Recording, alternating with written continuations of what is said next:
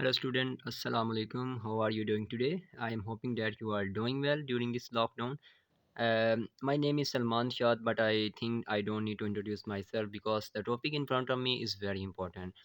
Uh, जैसे कि आप जानते हैं कि हम चैप्टर नंबर 14 पे थे जब ये लॉकडाउन दोबारा लगा है और करंट इलेक्ट्रिसिटी चैप्टर का नाम था। और काफ़ी वैसे तो हमने टॉपिक कवर कर लिए थे, लेकिन अगर देखा जाए तो ओहम लॉ और कॉम्बिनेशन ऑफ रजिस्टर जो है ये बहुत ही दो इम्पॉर्टेंट टॉपिक हैं इस चैप्टर के। और अगर बोर्ड एग्जामिनेशन के पॉइंट ऑफ व्यू से बात की जाए तो ये दो ऐसे सवाल हैं जो कि अक्सर बोर्ड के एग्ज़ाम में पूछे जाते हैं। तो सबसे पहले हम ओहम लॉ को देखेंगे और उसके बाद हम कॉम्बिनेशन ऑफ रजिस्टर को भी डिस्कस करेंगे। जैसे कि मैंने यहाँ पे की पॉइंट्स में भी लिखा है कि characteristics of ohmic and non ohmic conductors, तो इसको भी हम देखेंगे। और कॉम्बिनेशन ऑफ रजिस्टर में भी हमारे पास दो कॉम्बिनेशन फर्दर डिवाइड होती हैं, एक सीरीज़ कॉम्बिनेशन है और एक पैरेलल कॉम्बिनेशन है। तो सबसे पहले हम देखते हैं कि ओहम लॉ क्या है। ओहम लॉ के लिए मैंने यहाँ पे एक डायग्राम जो है और साथ उसकी थोड़ी सी एक्सप्लेनेशन लिखी है। पहले हम इसको देखते हैं और फिर वन बाय वन हम बाकी टॉपिक्स को भी कवर करेंगे। अच्छा जी, सबसे पहले तो ओहम लॉ में एक एक्टिविटी जो है, जो कि आपकी बुक के ऊपर भी दी हुई है, तो वो एक्टिविटी पहले मैं थोड़ा सा एक्सप्लेन कर देता हूँ, जो कि डायग्राम के साथ उन्होंने एक्सप्लेन की हुई है। एक्टिविटी में हमारे पास एक डायग्राम है, जैसे कि आप यहाँ पे देख सकते हैं। उस डायग्राम में हमारे पास एक बैटरी, ठीक है, जिसको वोल्टेज वी से इंडिकेट किया हुआ है, ठीक है। और बैटरी का पॉजिटिव टर्मिनल एम मीटर के साथ लगाया हुआ है। और एम मीटर के बाद हमारे पास यहाँ पे एक रेजिस्टेंस है, जैसे कि आप टॉप पे देख सकते हैं। और इस रेजिस्टेंस के साथ एक वोल्ट मीटर लगाया हुआ है, जो कि पैरेलल कॉम्बिनेशन में है। तो यहाँ पे जो बात बहुत ही इंपॉर्टेंट और याद रखने वाली है वो ये है कि हमेशा जब भी हमने पोटेंशियल डिफरेंस को मेजर करना होता है, तो हम वोल्ट मीटर को सर्किट में पैरेलल लगाते हैं, ठीक है, किसी भी कंडक्टर के अक्रॉस। और अगर हमने करंट को मेजर करना हो तो हम एम मीटर का इस्तेमाल करते हैं, और एम मीटर को हमेशा सीरीज़ में ही लगाया जाता है, ताकि करंट जो है हमारे पास एक्यूरेट मेजर हो सके। और बिल्कुल यही बात यहाँ पे भी अप्लाई हुई है कि हमारे पास एम मीटर जो है सीरीज़ में है और वोल्ट मीटर जो है वो पैरेलल कॉम्बिनेशन में लगा हुआ है कंडक्टर यानी कि रेजिस्टेंस आर के साथ। ओके, आपकी बुक के ऊपर जो एक्टिविटी है उसमें ये बताया गया कि एक रेजिस्टेंस आर है, नाइक्रोम की एक वायर है जिसको रेजिस्टेंस आर का नाम दिया है। इस वायर को उन्होंने एक वोल्ट मीटर के साथ लगाया हुआ है, ठीक है, और फिर सर्किट में एमीटर को भी अटैच किया हुआ है। अब जैसे ही हम बैटरी के वोल्टेज यहाँ पे बढ़ाएंगे, तो हम जानते हैं कि वोल्टेज के बढ़ाने से हमारे पास यहाँ पे ज़्यादा करंट जो है वो प्रोड्यूस होगा, और हमारे पास एम मीटर के ऊपर रीडिंग जो है करंट की वो भी ज़्यादा आएगी, ठीक है। तो एम मीटर के ऊपर जो है करंट की रीडिंग ज़्यादा आने से हमारे पास इस वोल्ट मीटर के ऊपर पोटेंशियल डिफरेंस की जो वैल्यू है उसके ऊपर भी असर पड़ेगा, और ये डिफ्लेक्शन शो करेगा। मतलब कि अगर आप बैटरी को यहाँ पे इनके पोटेंशियल डिफरेंस को ज़्यादा करते जाएंगे तो हमारे पास करंट की वैल्यू भी ज़्यादा होती जाएगी, और क्रॉसपेंडिंग उसी के अकॉर्डेंस में हमारे पास यहाँ पे वोल्टेज की वैल्यू में भी इजाफा होगा। तो मतलब कि हमारे पास जो ओहम लॉ है उसकी स्टेटमेंट में अगर आप देखें, जो कि मैंने यहाँ पे लिखी हुई है, the amount of current passing through a conductor is directly proportional to the potential difference provided the temperature and physical state of the conductor does not change. अब इसका मतलब ये है कि जो करंट इस सर्किट में प्रोड्यूस होता है, the amount of current passing through a conductor is directly proportional to the potential difference, मतलब कि वो डायरेक्टली प्रोपोर्शनल है वोल्टेज के। तो वोल्टेज जितना ज़्यादा होगा, करंट भी उतना ज़्यादा प्रोड्यूस होगा, और फिर जितना करंट यहाँ पे प्रोड्यूस होगा उतने ही वोल्टेज यहाँ पे आएंगे। तो मतलब कि हमारे पास आई का जो रिलेशन है वो वी के साथ डायरेक्ट है, इस तरह वी का रिलेशन आई के साथ डायरेक्ट है। तो इसी चीज़ को उन्होंने हमारे पास यहाँ पे मैथमेटिकली भी लिखा है कि आई जो है डायरेक्टली प्रोपोर्शनल है वी के, और वी जो है ये डायरेक्टली प्रोपोर्शनल है आई के। तो अगर हम इस मैथमेटिकली इक्वेशंस को लेके चलें, यानी कि वी डायरेक्टली प्रोपोर्शनल आई, तो V is equal to I R. मतलब कि अगर आप प्रोपोर्शनल का साइन यहाँ से रिमूव करते हैं तो हमारे पास इज़ इक्वल का साइन आता है और एक कांस्टेंट आता है। और यहाँ पे जो कांस्टेंट इस्तेमाल हुआ है वो है R, मतलब कि resistance. R stand for resistance, I stand for current and V stand for voltage या फिर पोटेंशियल डिफरेंस। अब यहाँ पे एक बल्कि डेफिनेशन में एक चीज़ आपको मैं बताऊँ कि यहाँ पे लिखा हुआ था provided the temperature and physical state of the conductor does not change. It's mean कि हमारे पास जो रेजिस्टेंस यहाँ पे सर्किट में अटैच है, इसका टेम्परेचर और इसकी फ़िज़िकल स्टेट अगर चेंज ना हो तो हमारे पास आई और वी का डायरेक्ट रिलेशन रहता है। मतलब कि ये ब्रेक डाउन ना हो, टेम्परेचर के ज़्यादा होने से ये मेल्ट ना हो जाए, इसकी फ़िज़िकल कंडीशन जो है वो अच्छी रहनी चाहिए, क्योंकि अगर फिजिकल कंडीशन इसकी ख़राब होगी तो फिर हमारे पास ओहम लॉ अप्लाई नहीं होगा, और ऑब्वियसली वो फिर नॉन ओहमिक कंडक्टर्स में भी आ सकता है, क्योंकि ऐसे कंडक्टर्स जिनकी रेजिस्टेंस चेंज होती रहती है, ठीक है, वो नॉन ओहमिक कंडक्टर्स में आते हैं। बाय द वे उस टॉपिक को हम बाद में देखते हैं, पहले हम इसको कवर करते हैं कि हमारे पास ये जो बात यहाँ पे लिखी थी कि टेम्परेचर और फिजिकल स्टेट जो है कंडक्टर की चेंज नहीं होती। तो अगर ये कंडीशन होगी तो हमारे पास वोल्टेज जो हैं ये डायरेक्टली प्रोपोर्शनल हो जाएंगे करंट के, या करंट जो है डायरेक्टली प्रोपोर्शनल हो जाएगा वोल्टेज के, और यही चीज़ यहाँ पे मैथमेटिकली लिखी हुई है। ओके। अब उसके बाद अगर आप देखिए तो ये V is equal to I R जो है ये आपके न्यूमेरिकल एग्जांपल में बहुत ज़्यादा फार्मूला इस्तेमाल होगा, इसी को ओहम लॉ की इक्वेशन कहते हैं, और इस इक्वेशन से हम R की वैल्यू जो है वो भी फाइंड कर सकते हैं, जैसे कि R is equal to V over I. ठीक है, यहाँ पे V वोल्टेज और I जो है वो करंट है हमारे पास। अब R का यूनिट क्या होता है, तो R का यूनिट यहाँ पे ओहम है, जिसका मैथमेटिकली सिंबल कुछ इस तरीके से जैसे कि आप यहाँ पे देख सकते हैं, और आपकी बुक के ऊपर ये वाज़ह तौर पर दिया हुआ है। तो R जो है इसको रेजिस्टेंस कहा जाता है, और इसका यूनिट क्या होता है ओहम, या इसका एक और दूसरा यूनिट भी होता है जो कि इसके फार्मूला से ड्राइव हो सकता है, यानी कि वोल्ट पर एम्पेयर, क्योंकि V जो है यहाँ पे पोटेंशियल डिफरेंस है, इसका यूनिट वोल्टेज होता है, और जो हमारे पास आई है इसका यूनिट एम्पेयर होता है। तो वोल्ट पर एम्पेयर जो है ये रेजिस्टेंस का एक दूसरा यूनिट आप कंसीडर कर सकते हो। तो ये हमारे पास ओहम लॉ में जितनी भी चीज़ें आपकी बुक के ऊपर दी हुई हैं, वहाँ पे ओहम लॉ की एक डेफिनेशन भी दी हुई है, और वो डेफिनेशन मैं आपको यहाँ पे एक दफ़ा बता देता हूँ, जो कि इसके फार्मूला से ही ड्राइव होती है। R is equal to V over I है। तो रेजिस्टेंस 1 ओहम किस कंडीशन में हो सकती है, अगर आप पोटेंशियल डिफरेंस सर्किट में 1 वोल्ट का सप्लाई करते हैं, और उससे जो करंट प्रोड्यूस होता है वो 1 एम्पेयर का हो।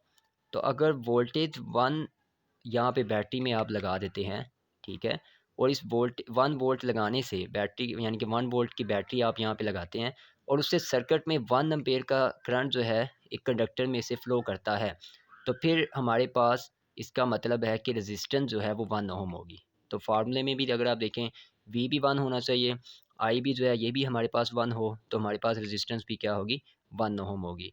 ठीक है, तो अकॉर्डिंग टू डेफिनेशन अगर आप अपनी बुक पे भी देखें तो डेफिनेशन में हमारे पास ओम की डेफिनेशन में क्या लिखा हुआ है, पेज नंबर मैं आपको बता देता हूँ। पेज नंबर हमारे पास है 98। ठीक है, वहाँ पे अगर आप देखें तो रेजिस्टेंस की डेफिनेशन है कि when the potential difference of 1 volt is applied across the ends of a conductor and 1 ampere of current passing through it, then it resistance will be 1 ohm. तो वही बात जो मैं आपको पहले बता रहा था। ठीक है, तो ये टॉपिक आपका अब कंप्लीट हो चुका है हमला वाला, ऑलमोस्ट इसमें सभी चीज़ें मैंने आपको बता दी हैं, और इसके अलावा नेक्स्ट जो हमारे पास है वो characteristics of ohmic and non ohmic conductors है। तो अब हम करैक्टरिस्टिक्स ऑफ ओहमिक और नॉन ओहमिक कंडक्टर्स को देखते हैं, और इसके लिए मैंने एक यहाँ पे कुछ की पॉइंट्स लिखे हैं। ठीक है, आपकी बुक के ऊपर इसे प्रॉपर एक्सप्लेन किया हुआ है, तो इसको भी हम वन बाय वन देखते हैं। ओहमिक कंडक्टर्स बेसिकली वो कंडक्टर्स होते हैं जो ओहम लॉ को ओबे करते हैं, जैसे कि अगर आप देखें फर्स्ट पॉइंट में लिखा हुआ है विच ओबे द ओहम लॉ, और ऐसे कंडक्टर्स की जो रेजिस्टेंस होती है वो कांस्टेंट रहती है, यानी कि इनकी रेजिस्टेंस चेंज नहीं होती। ठीक है, और अगर इसकी एग्जांपल की हम बात करें तो एग्जांपल में मोस्टली जितने भी मेटल्स हैं वो ओहमिक कंडक्टर्स कंसीडर किए जाते हैं। ठीक है, अब अगर ऐसे कंडक्टर्स का ग्राफ ड्रा किया जाए तो ग्राफ में हमारे पास एक स्ट्रेट लाइन आती है। ठीक है, जैसे कि आप देख सकते हैं यहाँ पे एक इंक्लाइंड लाइन हमारे पास यहाँ पे वाज़िया तौर पर नज़र आ रही है। अगर हम वोल्टेज को वाई एक्सिस पे ले लें और करंट को एक्स एक्सिस पे ले लें तो हमारे पास एक लाइन आएगी ग्राफ के ऊपर इंक्लाइन। ठीक है, और ये जो है स्ट्रेट होगी, मतलब कि इसमें कर्व नहीं होगा। तो ये ग्राफ अगर आपके पास हो तो आप इसमें ये समझें कि ये हमारे पास जो है ओहमिक कंडक्टर्स का ग्राफ है। ठीक है, और basically R is equal to V over I होता है। आपको पता है ohm law V is equal to I R था, तो वहाँ से आर जो था वो वी ओवर आई के इक्वल होगा। वी हमारे पास यहाँ पे डिपेंडेंट क्वांटिटी है और आई जो है इंडिपेंडेंट क्वांटिटी है। वी को आप वाई एक्सिस पे लेंगे और आई को आपने एक्स एक्सिस पे लेना है। ठीक है, तो अगर मुतली वैल्यूज़ को इसको वैल्यूज़ के लिए हम यहाँ पे मतलब कि वी पुट करते हैं, आई पुट करते हैं, तो हमारे पास रेजिस्टेंस की वैल्यू आती जाएगी। वो रेजिस्टेंस की वैल्यू आप यहाँ पे मुतली पॉइंट्स की फॉर्म में शो कर देते हैं। ठीक है, फिर उन पॉइंट्स को जब आप आपस में मिलाते हैं तो हमारे पास जो है एक स्ट्रेट लाइन जो है वो हमारे पास आ जाएगी कर्व। ओके, उसके बाद अगर हम नॉन अहमिक कंडक्टर्स की बात करें तो इसमें जैसे कि मैंने पॉइंट्स यहाँ पे लिखे हैं do not obey ohm law, मतलब कि ये ओहम लॉ को ओबे नहीं करते। और having resistance that changes with voltage और करंट, और ऐसे कंडक्टर की रेजिस्टेंस वोल्टेज या करंट के चेंज होने से तब्दील होती रहती है। मतलब कि ये बिल्कुल ऑपोजिट है ओहमिक के मुकाबले में। जैसे कि ओहमिक में लिखा था कि रेजिस्टेंस जो है कांस्टेंट रहती है, जबकि इसमें रेजिस्टेंस जो है वो करंट और वोल्टेज के चेंज होने से तब्दील होती रहती है। ठीक है। और अगर हम इसके एग्जांपल की बात करें तो फिलामेंट लैंप जो है, जो कि आमतौर पर इलेक्ट्रिक बल्ब में इस्तेमाल इसका किया जाता है। इलेक्ट्रिक बल्ब में जो कंडक्टर यूज़ होता है उसको फिलामेंट टंगस्टन फिलामेंट कहते हैं। ठीक है। तो यहाँ पे हमारे पास दो एग्जांपल हैं नॉन ओहमिक कंडक्टर्स की, एक फिलामेंट लैंप है और दूसरा थर्मिस्टर्स। अब फिलामेंट लैंप का ग्राफ हमारे पास जो आएगा वोल्टेज और करंट के माबैन, वो आएगा कर्व। ठीक है। और ये कर्व अगर आप देखें तो ये ऊपर की तरफ जो है इंक्रीजिंग ऑर्डर में जा रहा है। ठीक है। तो फिलामेंट हमारे पास ऐसे कंडक्टर्स होते हैं, या हमारे पास टंगस्टन फिलामेंट जिसकी रेजिस्टेंस टेम्परेचर के इंक्रीज़ करने से ज़्यादा हो जाए। ठीक है। तो ग्राफ में भी अगर आप देखें तो ये हमारे पास इसका ट्रेंड जो है वो इंक्रीजिंग ऑर्डर में है, मतलब कि इसकी रेजिस्टेंस जो है वो बहुत ज़्यादा हो रही है। तो टेम्परेचर के ज़्यादा होने से ऐसे मटेरियल्स की जो रेजिस्टेंस होती है वो ज़्यादा हो जाती है। ठीक है। और अगर हम बात करें थर्मिस्टर्स की, तो थर्मिस्टर के ग्राफ में आप देख सकते हैं कि इसका ट्रेंड जो है वो ऑपोजिट है इसके मुकाबले में। इसमें लाइन हमारी जो है वो डाउनवर्ड जा रही है, या आप कह सकते हैं डिक्रीजिंग ऑर्डर में है। तो यहाँ पे होता ये है कि हमारे पास टेम्परेचर के ज़्यादा होने से ऐसे मटेरियल्स की जो रेजिस्टेंस होती है वो डिक्रीज़ कर जाती है। ठीक है, मैं थर्मिस्टर्स की बात कर रहा हूँ। तो बिल्कुल ऑपोज़िट है दोनों का बिहेवियर, कि फिलामेंट जो है, और ये क्योंकि बल्ब में भी इस्तेमाल होता है, तो आपने फ़ील किया होगा कि जब बल्ब काफ़ी देर तक आप ऑन रखते हैं ना, तो वो काफ़ी हीट अप हो जाता है। मतलब कि हीटिंग इफ़ेक्ट उसमें करंट का प्रोड्यूस हो जाता है। तो जितनी देर तक उसमें करंट फ्लो होता रहेगा टंगस्टन फिलामेंट में, वो हीट अप होता रहेगा। ठीक है? उसमें करंट का हीटिंग इफ़ेक्ट जो है वो प्रोड्यूस होगा। और अगर हम बात करते हैं यहाँ पे थर्मिस्टर की, तो थर्मिस्टर में ऐसा नहीं होता। इसकी जो रेज़िस्टेंस है वो टेम्परेचर के ज़्यादा होने से कम हो जाती है। ठीक है? या आप ये भी कह सकते हैं कि हमारे पास जो थर्मिस्टर्स हैं, इनकी रेज़िस्टेंस जो है वो कम होगी टेम्परेचर के इंक्रीज़ करने से, क्योंकि जैसे ही टेम्परेचर इंक्रीज़ करता है, इसके अंदर जो इलेक्ट्रॉन्स होते हैं वो ज़्यादा एक्टिवेट हो जाते हैं करंट को फ़्लो करवाने के लिए। ठीक है? तो ये हमारे पास एक मेन रीज़न है इसमें, कि इसकी रेज़िस्टेंस जो है वो हमारे पास कम क्यों हो जाती है। ठीक है? टेम्परेचर के ज़्यादा होने से, because of the free electron which are available if current passing through the circuit. तो ये 2 ग्राफ हमारे पास इसमें आते हैं ohmic and non ohmic conductors के। और उसके बाद अगर हम नेक्स्ट टॉपिक पे आएँ, तो कॉम्बिनेशन ऑफ रेजिस्टेंस जो है, ये बहुत ही इंपॉर्टेंट टॉपिक है इस चैप्टर का। और अ, अगर इसमें हम देखें तो 2 हमारे पास कॉम्बिनेशन है, एक सीरीज़ कॉम्बिनेशन है और एक पैरेलल कॉम्बिनेशन है। सीरीज़ कॉम्बिनेशन के ग्राफ में हमारे पास 3 रेजिस्टेंस जो है वो इस तरीके से लगाई जाती हैं कि हर रेजिस्टेंस का एक टर्मिनल जो है वो बैटरी के पॉजिटिव से, ठीक है, जबकि दूसरा टर्मिनल जो है वो बैटरी के नेगेटिव टर्मिनल से अटैच होता है। ठीक है, एक की का इस्तेमाल यहाँ पे किया जाता है स्विच ऑन या ऑफ के लिए, और बैटरी जो है यहाँ पे हमने लगाई हुई है। करंट जो है वो हाई पोटेंशियल से, मतलब कि पॉजिटिव टर्मिनल से नेगेटिव टर्मिनल तरफ फ्लो करेगा। 3 रेजिस्टेंस है यहाँ पे। ठीक है, और तीनों रेजिस्टेंस जो है वो एक ही पाथ में है, मतलब कि करंट का जो फ्लो होगा, करंट का जो पाथ है इस सर्किट में वो एक ही है। तो करंट यहाँ पे मतलब कि फर्दर डिवाइड नहीं होगा किसी पाथ में, बल्कि एक ही पाथ में वो इस तरह से फ्लो करता रहेगा। हर रजिस्टर में से इक्वली करंट जो है वो पास करेगा। तो इसी वजह से हमारे पास इस कॉम्बिनेशन में, सीरीज़ कॉम्बिनेशन में, हमारे पास जो फर्स्ट पॉइंट है वो ये है कि आई जो है ये बराबर है आई वन के, आई वन बराबर है आई टू के, और आई टू बराबर है आई थ्री के। मतलब कि करंट की वैल्यू हर रेजिस्टेंस के ऊपर सेम रहेगी।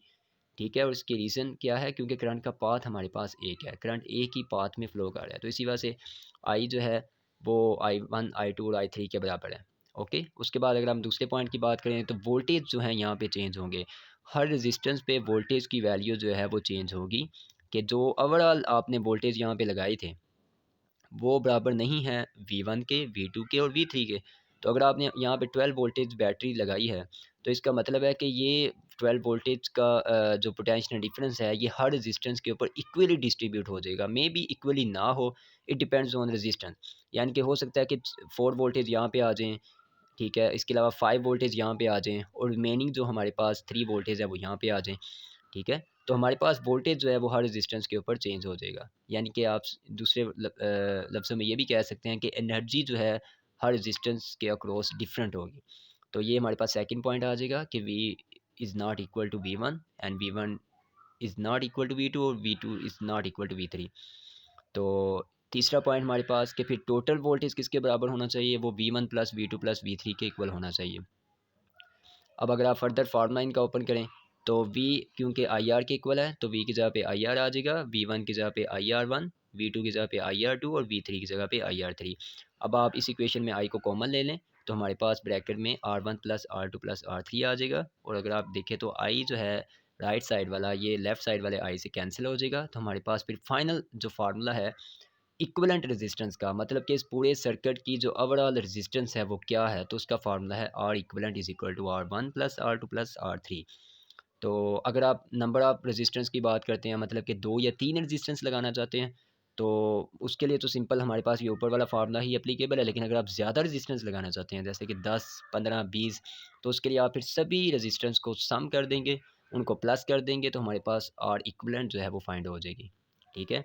और यहाँ पे नोट पॉइंट में मैंने ये लिखा है कि हमारे पास जो आर इक्विवेलेंट है यानी कि जो फाइनल रेजिस्टेंस आती है इक्विवेलेंट रेजिस्टेंस, इसका आंसर हमेशा आर वन, आर टू और आर थ्री से ज़्यादा होगा। मतलब कि जो रेजिस्टेंस आपने यहाँ पे सर्किट में इंडिविजुअली लगाई हैं, ठीक है, इसकी वैल्यू कम होगी और आर इक्विवेलेंट की ज़्यादा आएगी। तो ये वैसे भी अगर आप देखें तो फार्मूले से वाज़ेह तौर पर यहाँ पे हमारे पास प्रूव भी है कि आर इक्विवेलेंट क्योंकि R one plus R two plus R three है, तो obviously R equivalent it should be greater than R one, R two and R three. तो ये हमारे पास आ जाएगा सीरीज़ कॉम्बिनेशन ऑफ रेजिस्टेंस। आप वैसे तो बुक पे इसके पॉइंट्स लिखे हुए हैं, लेकिन फिर भी आप स्क्रीनशॉट ले सकते हैं क्योंकि वहाँ पे थोड़ा सा लेंथी है, तो आपको हेल्पफुल होगा। अगर पेपर में भी आ जाए तो आप ये पॉइंट्स इस तरीके से लिख सकते हैं, लेकिन फिर भी थोड़ा सा सर्किट डायग्राम को एक्सप्लेन करना लाजमी होता है। तो आप सर्किट डायग्राम को एक पैराग्राफ के फॉर्म में लाजमी एक्सप्लेन करें। अभी मैं आपको बुक से मार्क भी करवा देता हूँ। ओके, अब उसके बाद नेक्स्ट हमारे पास टॉपिक है पैरेलल कॉम्बिनेशन। तो ये फाइनल टॉपिक है पैरेलल कॉम्बिनेशन। इसमें हमारे पास रेजिस्टेंस किस तरीके से लगी होती हैं, जैसे कि आप देख सकते हैं कि हर रेजिस्टेंस जो है उसका जो पॉइंट है, ठीक है, वो कॉमन है। तीनों रेजिस्टेंस एक ही कॉमन पॉइंट्स पे मीट हो रही हैं, राइट साइड पे भी और लेफ़्ट साइड पे भी। और एक बैटरी जो है वो हमारे पास यहाँ पे कनेक्टेड है, जबकि की जो है वो भी हमने यहाँ पे यूज़ की है। तो बैटरी का पॉजिटिव टर्मिनल जो है तीनों रेजिस्टेंस के साथ एक कॉमन पॉइंट पे है और नेगेटिव टर्मिनल भी तीनों रेजिस्टेंस के साथ जो है वो कॉमन पॉइंट पे है। अब सीरीज़ और पैरेलल में मेन डिफरेंस ये है कि हमारे पास यहाँ पे तीनों रेजिस्टेंस में करंट का जो फ्लो होता है वो डिफरेंट होता है। मतलब कि करंट जब यहाँ पे पहुँचता है इस पॉइंट पे तो वो तीनों पाथ पे आके डिवाइड हो जाता है। ठीक है, अप, मिड एंड डाउन। तो करंट की वैल्यू जो वैल्यू होगी वो हर रेजिस्टेंस के ऊपर चेंज होगी। ठीक है, जबकि सीरीज़ में अगर आपको याद हो तो सीरीज़ में करंट की वैल्यू जो थी वो हमारे पास क्या आ रही थी, सेम थी। तो यहाँ पे करंट जो है वो तीनों रेजिस्टेंस पे चेंज होगा और जो चीज़ यहाँ पे सेम रहेगी वो वोल्टेज की वैल्यू है। मतलब कि V1, V2 और V3 हमारे पास यहाँ पे जो है वो सेम आएगा क्योंकि हर रेजिस्टेंस का जो पॉइंट है वो कॉमन है। ठीक है, तो एनर्जी का जो डिफरेंस होगा वो हर पॉइंट के ऊपर, हर रेजिस्टेंस के ऊपर सेम होगा। तो V is equal to V1 is equal to V2 is equal to V3 हमारे पास फर्स्ट पॉइंट आ जाएगा। वोल्टेज सेम रहेंगे। करंट की वैल्यू तीनों के ऊपर सेम नहीं है क्योंकि पाथ जो हैं वो करंट का यहाँ पे अगर आप देखा जाए तो 3 डिफरेंट पाथ हैं करंट के फ्लो होने के लिए। तो इसी वजह से हमारे पास करंट की वैल्यू यहाँ पे सेम नहीं आएगी। और तीसरे पॉइंट में हमारे पास फिर मतलब कि करंट अगर सेम नहीं है तीनों रेजिस्टेंस पे तो I is should be is equal to I one plus I two plus I three. अब यहाँ पे आई की वैल्यूज़ को आपने आई का जो फार्मूला है वो पुट करेंगे। आपको पता है V is equal to I R होता है। ठीक है, जैसे कि आप यहाँ पे देख सकते हैं V is equal to I R, तो I is equal to V over R हो जाएगा। ये आपने आई की वैल्यू इस जगह पे पुट करनी है। ठीक है, तो I is equal to V over R, I one is equal to V one over R one. इसी तरह सेम आपने इसी तरीके से इसको कंटिन्यू करना है। फिर आप वी को कॉमन ले लें। ठीक है, वी से राइट साइड वाला वी लेफ्ट साइड वाले वी से कैंसिल हो जाएगा, तो हमारे पास वन ओवर आर इक्वलेंट जो है वो आ जाएगा one over R one plus one over R two plus one over R three. तो इसी तरह अगर ज़्यादा रेजिस्टेंस आप कनेक्ट करते हैं इस सर्किट में तो उसके लिए फिर फार्मूला आपका इस तरीके से बन जाएगा। और अगर हम यहाँ पे देखें ये नोट पॉइंट, तो यहाँ पे आर इक्वलेंट जो है should be less than R one and R two and R three. मतलब कि आर इक्वलेंट का आंसर यहाँ पे हमारे पास इंडिविजुअली रेजिस्टेंस से कम आना चाहिए। ठीक है। और क्योंकि ये फार्मूले में आप देखें ये रेसिप्रोकल फॉर्म में है हमारे पास, तो ऑब्वियसली ये आंसर हमेशा कम ही आता है आर इक्विवेलेंट का। लेकिन अगर आपको याद हो सीरीज़ में हमने पढ़ा था कि वहाँ पे आर इक्विवेलेंट ज़्यादा आता है R1 R2 R3, तो लेकिन यहाँ पे R1 R2 R3 जो है ये ज़्यादा है आर इक्विवेलेंट से। और ये एक पॉइंट और भी बड़ा है, मैं जो कि आपकी बुक पे दिया हुआ है कि आर इक्विवेलेंट निकालने का एक फार्मूला और भी है in case of parallel combination, जो कि R/N है। ये फार्मूला आप तब अप्लाई कर सकते हैं अगर हमारे पास बहुत ज़्यादा रेजिस्टेंस हो, मतलब कि मे बी मोर देन 100 और मोर देन 200 अगर रेजिस्टेंस आप कनेक्ट कर देते हैं सर्किट में, तो फिर उसके लिए आप ये वाला फार्मूला अप्लाई कर सकते हैं। हाँ, बशर्ते कि प्रोवाइडेड दैट कि हमारे पास वो तमाम रेजिस्टेंस सेम हो, कि अगर वो 2 ओहम की एक रेजिस्टेंस है तो बाकी सारी रेजिस्टेंस भी 2 ओहम की हों। तो अगर रेजिस्टेंस सेम हो, ठीक है, तो आप आर इक्विवेलेंट जो है वो इस फार्मूले से कैलकुलेट कर सकते हैं। मतलब कि आप आर की वैल्यू ऊपर लिखें न्यूमरेटर में, और डिनोमिनेटर में आप जो है कितनी रेजिस्टेंस है, 10 है, 20 है, 30 है, वो आप नीचे लिखें, तो हमारे पास जो आर इक्विवेलेंट का आंसर है वो फाइंड हो जाएगा। ठीक है। तो ये हमारे पास जो है ओवरऑल जो आज के टॉपिक थे, ओहम लॉ सबसे पहले हमने देखा, उसके बाद ohmic and non ohmic conductors को, और then series combination and parallel combination. I am hoping that कि आपने इस लेक्चर को अच्छे तरीके से गो थ्रू किया है। ठीक है। रिकॉर्डिंग का ये भी एडवांटेज होता है कि आपको कोई बात दोबारा से अगर सुननी है, या कोई पॉइंट आपको दोबारा से देखना है जो आप पहले अच्छे तरीके से अंडरस्टैंड नहीं कर सके लेक्चर के दौरान, तो आप उसको दोबारा देख सकते हैं। ठीक है। Thank you. कोई भी क्वेश्चन या कोई भी चीज़ जो अगर आपको समझ नहीं आई, आप पूछ सकते हैं। ठीक है। आप व्हाट्सएप ग्रुप जो बनाया हुआ है वहाँ पे आप कमेंट कर सकते हैं कि सर जी मुझे इस बात की समझ नहीं है, तो मैं आपको इंशाल्लाह ज़रूर गाइड करूँगा। Thank you. Have a nice day.